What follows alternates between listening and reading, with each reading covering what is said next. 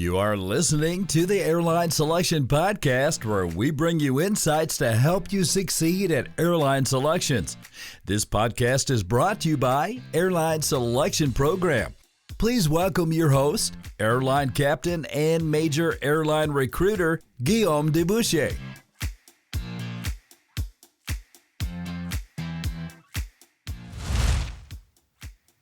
Hello and welcome to Season 2, Episode 2 of the Airline Selection Podcast, where we bring you insight and actionable advice for you to succeed at your airline selection, get more knowledge, tips, and strategies that will really help you, not just for your airline selection, but also in your career.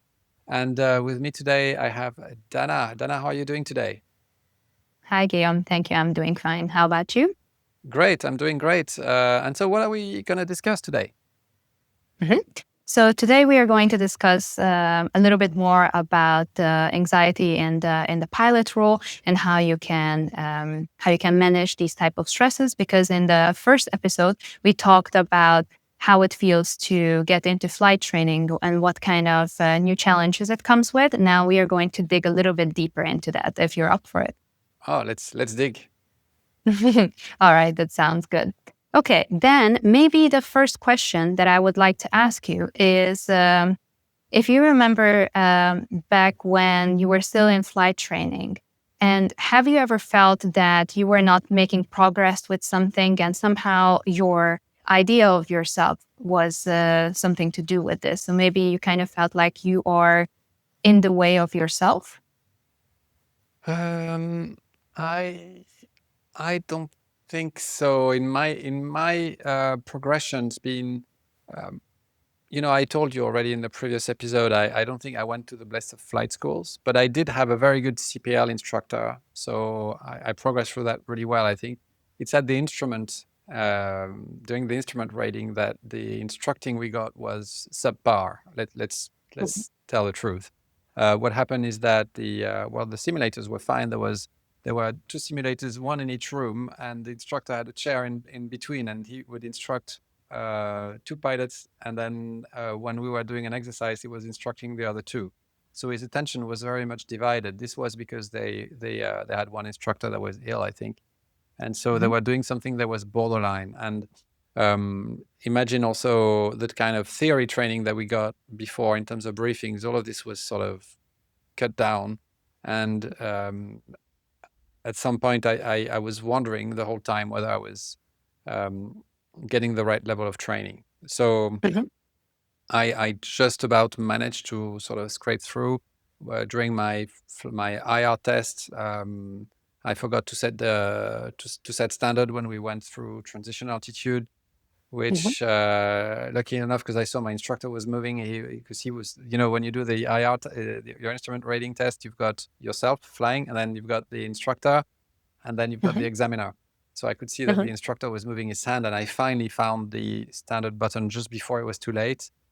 And then nothing happened on that flight, so I passed. But if something else would have happened, I felt I was a little bit, I was not the best, really. So, which is why my story really, what was significant in my story was the gap training that I did afterwards. If there wasn't this guy who had a Beechcraft 200 simulator at a small airfield in Paris, he was famous. This guy, he's no longer exercising today. But if it wasn't for him, I think I would have really not reached a level that would have been sufficient for me to pass the sim part of the assessment. So I felt that I'd been stagnating for quite a while, and it's actually, I sort of felt it, but when he took me and he went like, "Oh my God, my friend, you need to up your game a lot, otherwise it's not going to work." And what happened, what was quite good, is that he, a lot of what you study during the CPL you will not use again, because CPL is all done VFR. I mean, some schools have the CPL with some elements of instruments, or they do the CPL after the IR. Every school's got a different curriculum, but in my days it was all done VFR, so you will hardly ever fly VFR in the future. It makes you better, it makes you more professional, certainly, but you don't use that many of these precise skills that you learn anymore. In the IR, it's kind of the same. You don't compute drifts with and angles in quite as much precision. You don't you don't use all the formulas that you learn during your IR training in real life. So what happened in my case is that this guy, he told me a lot of practical things that actually nobody learns during IR, even if they're in a very good school, which is why I jumped a level. Literally, I really jumped a level with him. So I felt that I stagnated for a long time. And yeah, it didn't feel good, to be honest. I only, what's interesting though, is that I never failed a sim assessment for selections, and I never failed a sim assessment at all. I had some sim evaluations, recurrent checks where day one wasn't finished and you had to finish it at day two. But one of the most significant things was this gap training, no doubt. Okay, so if I understand correctly, if there is someone in your life who you can rely on, let's say we are talking about students who are in the flight school, then in their case, it could be, let's say, an instructor that they can rely on. Yeah. So maybe we can talk a little bit about how a good or a bad instructor can influence your experience in the flight school. Oh, definitely. It's the same as at school. Very often you hear people say, "Well, I wasn't good at maths because I had a terrible teacher. I was never in France." We hear that very often. "Oh, I wasn't good at English because I had a bad English teacher." And then that was a good reason enough, because you don't need English to function in France technically. That was a good enough reason to give up any interest for the subject. We all know how much of a difference a good teacher can make in your life. It can make you inspired, or it can really deter you. Now, when we say good or bad instructor, let's put things straight. We're not talking about the ability of those instructors itself in terms of, knowing, or in terms of actual skill as a pilot. We're talking more about the quality of the pedagogy, being able to put yourself at the level of your students so that they understand something that they didn't understand before. That's the pedagogy. And the other one is the attitude. And having the right CRM skills as an instructor of the early stage of professional training, when actually CRM is not being taught to instructors. Instructors Then who fly at flight school, they don't learn CRM. It's not part of a mandated training path, apart from what they study at the ATPL.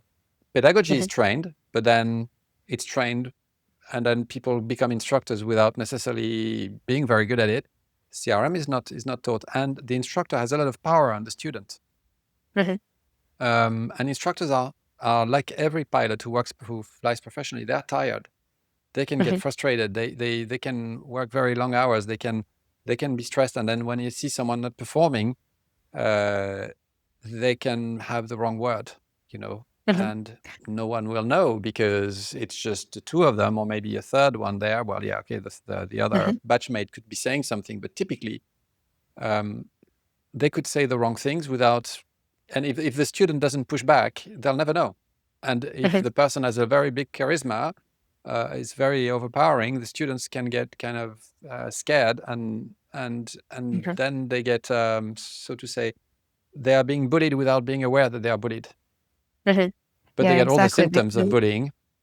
Yeah, because you expect to get criticism from your instructor, but there's a big difference if that is constructive or destructive criticism. Absolutely. Because constructive criticism when your instructors they provide specific and actionable feedback, something that you can really work with, and you feel that they're saying that because they want you to improve. But if someone uses destructive criticism, that's more, harsh or vague. It's overly negative feedback. Maybe it just causes you fear and self-doubt, and maybe you don't want to engage in that activity anymore. I think that in the first part of what I wanted to say is that the first episode of our podcast, I mentioned this theory in psychology. It's called the Yurks-Dodson Law, which is about what is the optimal stress that we can operate with. So, for example, criticism, it also causes some form of stress to us, because, of course, we want to be good students. We want to be able to do what the instructors they expect from us. So a little bit of stress, so it's an optimal level that improves our performance. But if you get too much stress, if someone is overly critical with you and they never highlight what you have done right, for example, that can overload your system, so to say. And then, yeah, of course, you will not get out of this situation with the encouragement that you need. Yes, and if you're not doing great at a flight, maybe the instructor can lower the bar a little bit for the next one, so that you jump, so that you can pass that. If if the bar is constantly too high and you constantly fail, it's it kind of falls on the instructor after a while to not come down to your level, so that you can then get to the required level with the right level of confidence. And I've seen it so many times that I've seen it as well in the sim as an airline pilot, because when you're in the sim as an airline pilot, you now change instructors quite often. At flight school, you don't. And most flight schools, you will keep the same instructor for long periods of time. So basically, changing will make a big mess in the planning. The management will resist it. Your batchmate may not want it. It might mess up with his or her schedule. But at an airline, the sim check you do 6 months later, you'll have a different instructor, and you can see a huge difference when you have one who sets the right tone, and you feel, oh, he's going to help me, and actually you perform twice better, So yeah, they have a profound impact. So this is not to say that to always blame it on the instructor. Sure, you need to work. You need to have the right attitude towards learning. You need to not be resistant to training, and you need to do your part. But then a lot of it is down to the instructor as well. And if you feel I'm not the psychologist here, but I would say, if you feel that you've been mistreated, or if you feel that you've been bullied, say something. Don't stay there in the corner and take on more and more and more, because it's going to put a bigger and bigger and a bigger scar that might not heal. So when you've been bullied, and I've been bullied on the flight deck 2 or 3 times. There was I could say the airline, but there's no real point. It was earlier in my career, so you can figure out which one it is. It's nothing to do with the airline, except that perhaps the CRM training wasn't as enforced as it was at Emirates. Okay, at Emirates, the CRM training was very strong, and therefore, I have to say the colleagues were very nice. I'll say it. Well, at BA is a very good company, a very good employer, but there were some people, because the CRM training in the time when I was there wasn't as all-encompassing, so to say. It wasn't as structured. Well, there were some individuals who could have veered off a little bit and become dominant, a little bit intimidating, and they were not being readdressed or not fast enough. And when you'd fly with one of them, it was rare, okay, but I had some just speak very badly, or become impossible to deal with. And you go home that night and you go like, oh my God, this was tough. And then, when like a couple of weeks later, you're still dreaming of that flight. You're still dreaming of it. And I remember one day going, oh, I pray that I don't have him on my roster next month. Then, you've been bullied.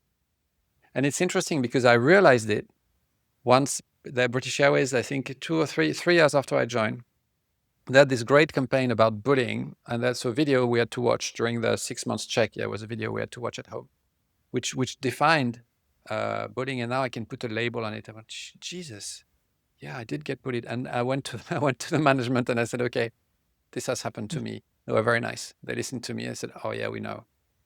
Thanks for coming. We needed more people to come in. But see, there I had tools. But at flight school, if you're 19 years old and you're at high school, you have no tools. Don't let someone bully you. Don't either be a victim just to be a victim, okay? Because some instructors complain that some students who don't work and then they don't get results, they blame it all on the instructor. That's not okay either, okay? Work. Do your best. But if you're not being treated properly, and even if you didn't work, even if you had they don't know if you didn't sleep, if you didn't have a bad day. There's never a good reason to speak badly to someone. Never.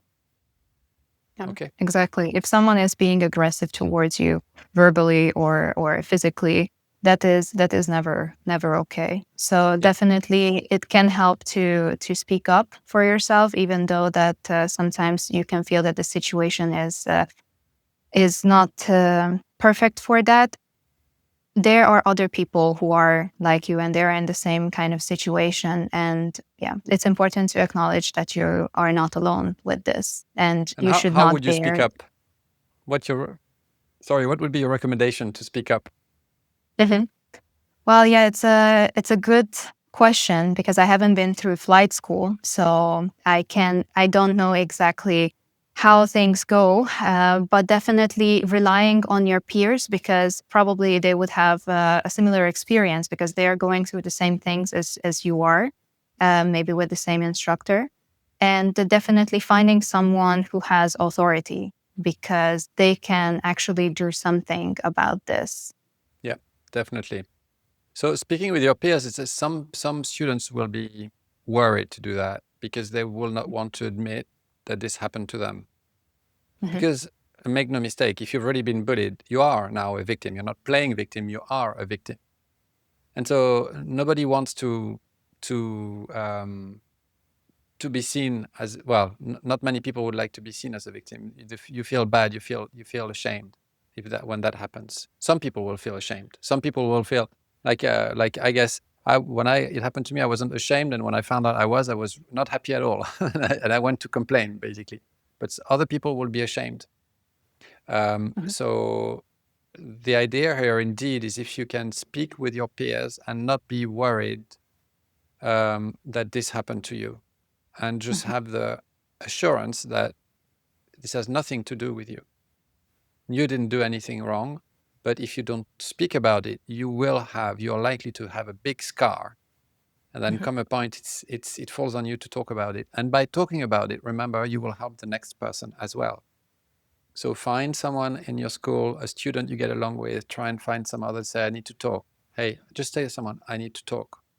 I've had a Mhm. problem with this instructor. If that doesn't work, or even if it works, you can also go and speak to other instructors.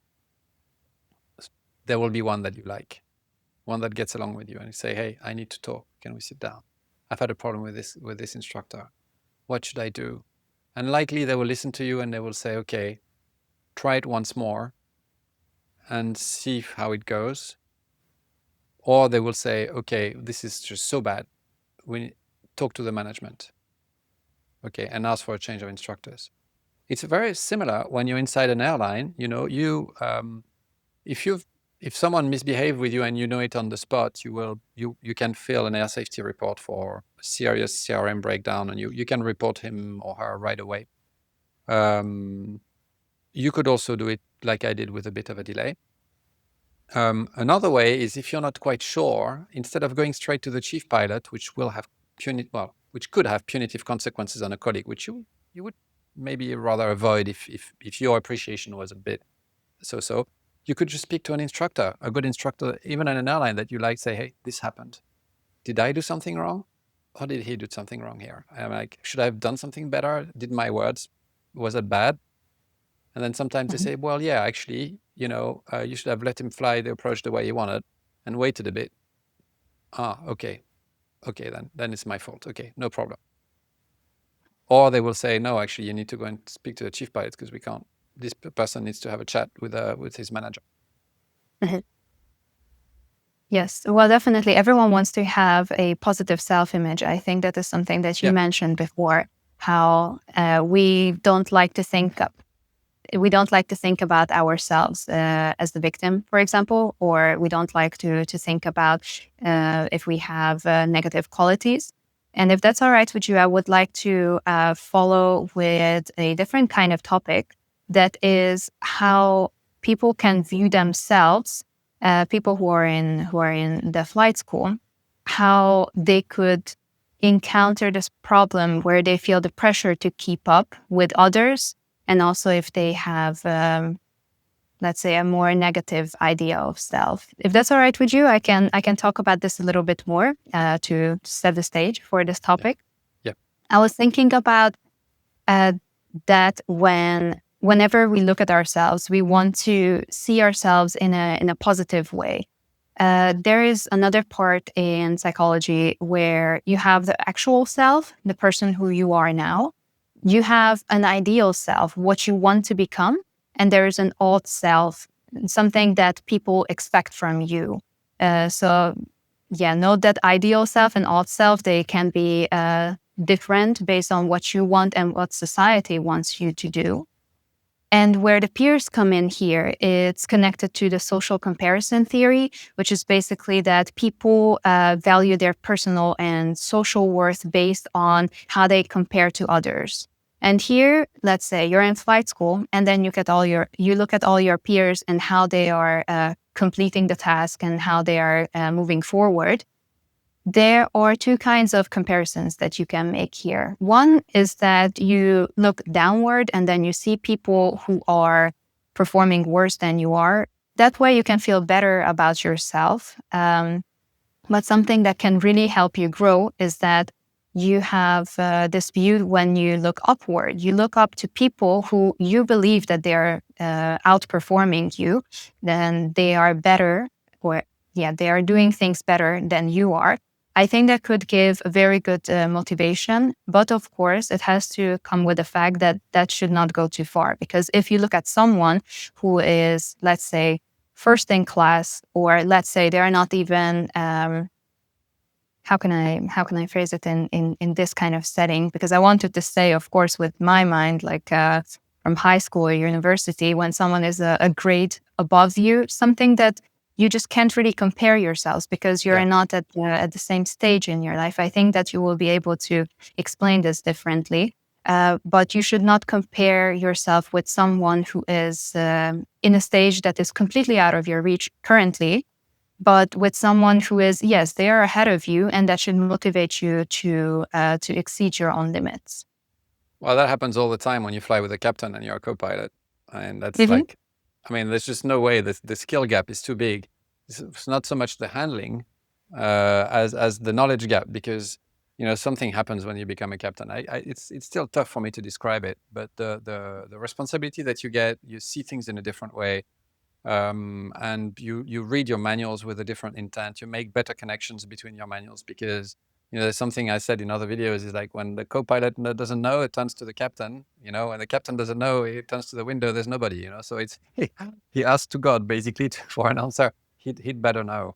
Captain cannot know everything. If you as a co-pilot would compare and be competitive and compare yourself with the captain, you've not been through the command course. If you've not been through the command course, there's a whole bunch of things that you've not been subject to in terms of your thinking that mean that trying to compare yourself like this wouldn't work. I'm not saying that the captain is always better than a co-pilot. I'm saying there's no point competing here. You got different roles with different levels of training. Some co-pilots, particularly if they've been captains before, or maybe could perform better. But I'm saying, to prove your point, this is a very good example. Okay. Okay, thank you.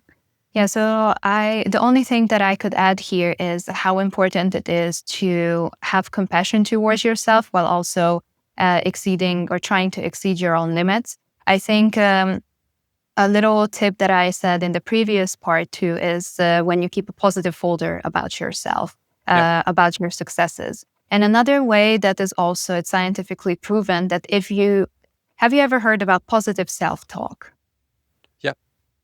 Yeah. So it's basic. The whole idea is that you talk to yourself in a positive and compassionate way.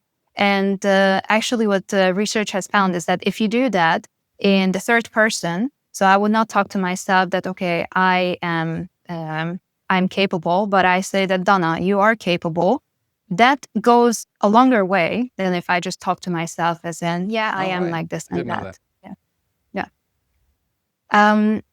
Okay. I think that there was another thing on our list, although now after some positivity, I'm sorry to say that we are going back to a little bit more challenging topics, which is it also connects to the negative feedback. And what if you just, let's say, you can't really get through certain challenges? Have you ever heard about learned helplessness, Guillaume? About learn helplessness? Mhm. No. Okay, so learned helplessness is something that after you have experienced repeated failures, you can believe that even if you try harder or again, you believe that the outcome will not change, which can lead to you being passive, or you just reduce your effort, or you can even avoid the challenge altogether. Is that something that you have maybe seen somewhere? Not really, to be honest. Mhm, I've seen colleagues get broken by mhm, and that happened. And I told you that at Emirates the training was excellent. CRM training was very good, but there were also very few, very few instructors who had been with Emirates forever and who could not sort of be removed from the training team and who were very harsh. And mhm, um, these instructors were sent when the company somehow, maybe through an event that happened, maybe for any or other reason, had decided to sort of remove this person. Okay, so mhm, this instructor would show and you would be really quite worried. So I know of two colleagues actually who've been through mhm, that because something happened on their flight. Maybe it was a poorly managed go around or something else. And then this instructor shows up, and then now you know kind of that stuff that is going to get hard, and it's now it's only checking and negative training, mhm, and you can see them crumble. And we would chat on mhm, WhatsApp, and you could see that they were just basically losing all their confidence. mhm, This is the risk you take, by the way, when you expatriate yourself, mhm, away from the country where what you can control and the rights that you have. If you go away from that, where you take a risk. One of them still became a captain. Took him a year and a half more than us, our batch. I was happily surprised that he did, because he ended up calling sick after he failed his first upgrade. He was sick for quite a while, so psychologically sick. And mhm. the other one, and I was amazed that he actually managed to upgrade. He must have really been very resilient. And the other one ended up leaving Mhm, because of this, and now he's a captain somewhere else. mhm, um, which goes for show that it was all with that one person and the attitude of an organization, which otherwise was very pleasant, but all of a sudden decided not to be, and then it can bang. All of a sudden now you're put under a huge amount of scrutiny and have a negative image of yourself. That's very bad. mhm. I don't know Yeah, I if I think it replied also. properly, but it does happen. Yeah, you did. You did, definitely. I think it also comes together with this attitude that, of course, you're being tested because they just want to make sure that you know everything Yeah. to keep the operation safe. But it's important how pilots can phrase their own failures, because if you think that failure is also part of the process, maybe it's easier to bounce back, don't you think? Oh yeah, most of us know that. Most of us know that the curve, the learning curves like this, and then there's a dip, and then you rebound. And then Mhm, most of us know that. But I would say it's never nice to be in a dip, and also it depends when the dip happens. If it happens at a time where you're going to have a test, it's not great. mhm. Um, Yeah, of course. Now, most of the trainings in aviation, most of the long training, so the CPL, the IR, even the MCC or the type rating, it's always done in 3 phases. So it's Mhm, it's crawl like a baby, walk and run. Okay, so initially mhm, you're very guided. After that, you're guided a bit less. Then you're no longer guided.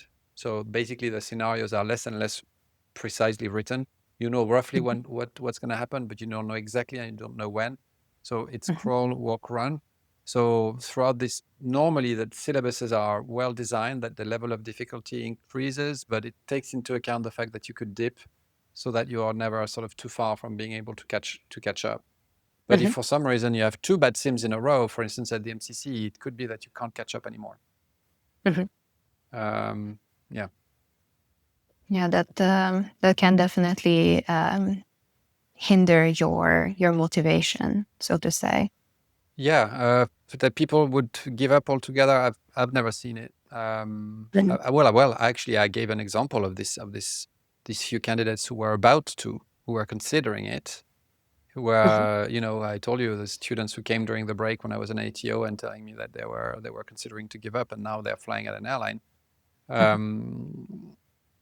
And I remember speaking to the management about them and going to the management of the flight school and going, "Hey, what's going on with her? She's like traumatized." And they went like, "Oh yeah, well, we're speaking with her parents." I'm like, I think she just needs someone to listen to her. Mhm. And what a huge difference, between giving up and now having the career that you always wanted to have.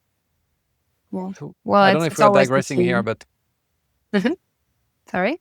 I don't know if we are digressing here. If I'm Yeah, actually, I think that was the last point that I was trying to make. How you can reframe your challenges to think more about them as opportunities, yeah. and how you need to have self-awareness to do that, and be clear about, let's say, how you can mm, acknowledge if you have failed in something, but also have the mental resilience to stand up and learn how you could become better.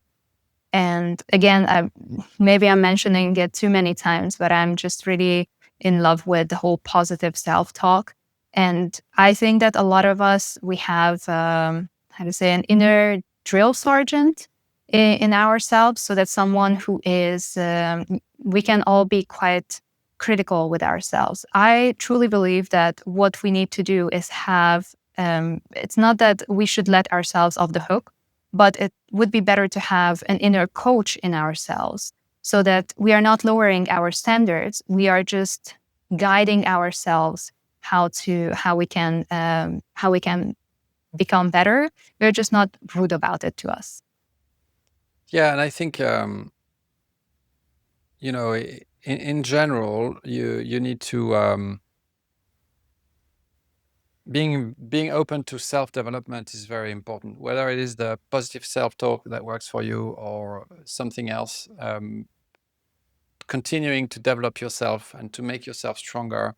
Some people will like meditation. I practice meditation very often. Since I've been doing it for quite a while now, it really puts my mind at rest. When my mind is at rest, I tend to be quite happy. When I'm happy, I get more ideas, I get more intuition. All of this is a sort of virtuous circle for me. But some people will say, well, meditation is a lot of mumbo jumbo that I don't need in my life, and that's okay too. Find something that works for you, because at the end of the day, um, um, you know, life will happen whether you want it or not, and life doesn't always give us what we want.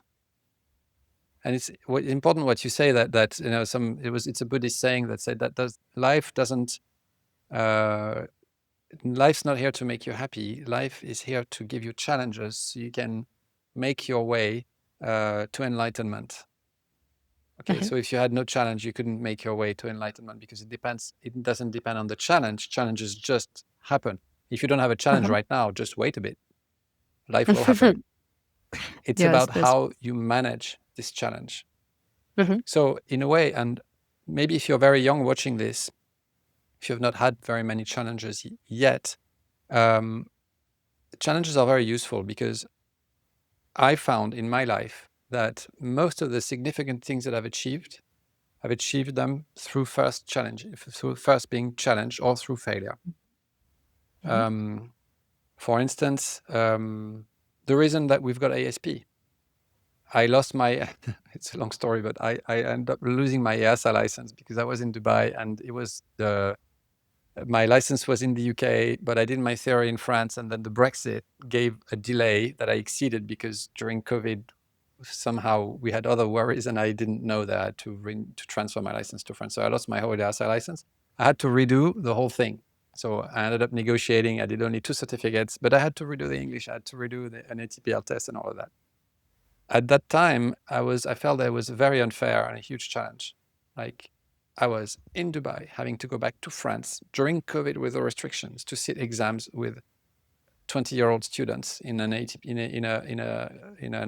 theory room. It felt so unfair.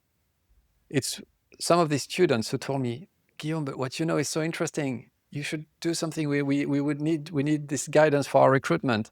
That was the spark that created ASP.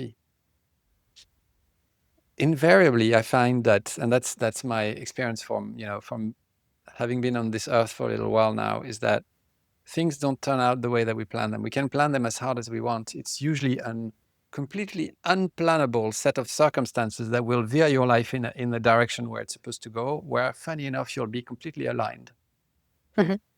So the whole point here is to try to be the best you can be in the present moment, to try and accompany these moments and these circumstances that you cannot plan for. And it could be that a challenge is on your way, but this challenge is part of the plan to get you to where you should go. When you see things this way, that's also the end of anxiety, because you're not worried. You go, okay, there's a plan here. All I need to do is be the best one day at a time, 1 hour at a time, 1 minute at a time, to do the right action. So yes, and for me, I trust this because I've been in challenges and I've seen how things, if I look back, I go, oh my God, it's interesting how without the challenges, I wouldn't be where I am. But if you're 19, you've not had the challenges yet, maybe. And so maybe you cannot trust this yet. So all you can do is you can trust me and my experience and others, and read on personal development so you can develop a system that works for you. But it's very important that you train your mind around personal development and positive thinking, because being a good pilot is not just about being intelligent. There's pure intelligence. There's also emotional intelligence, and that one can really be cultivated by personal development. And this one, it falls on you. It's up to you to do the research and to be interested in this in order to be strong, to know how to deal with life on life's terms, and not be, dependent on circumstances too much.